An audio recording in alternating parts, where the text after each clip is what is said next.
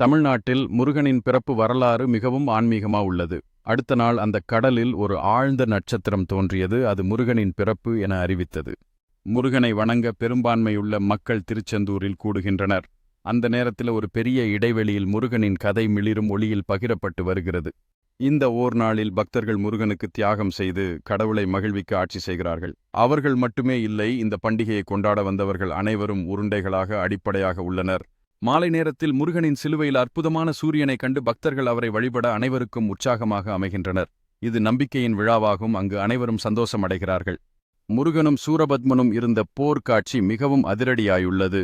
இந்த போரின் மூலம் முருகன் அனைவருக்கும் அருளை பெருக்கியுள்ளார். அவன் வன்முறையை காட்டுகிறது. முருகனின் வாகனம் என்ற குயவரின் மீது அவர் பறந்து கொண்டிருப்பது மகிழ்ச்சியின் குறியீடாக காணப்படுகிறது. பக்தர்கள் இந்த உண்மையான அன்புடன் கூடிய அனுபவத்தை கொண்டாடுகிறார்கள்.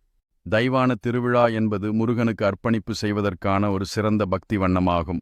இங்கு அன்பும் உறவுகளும் அனைவரும் இணைந்து கொண்டாடுகிறார்கள்.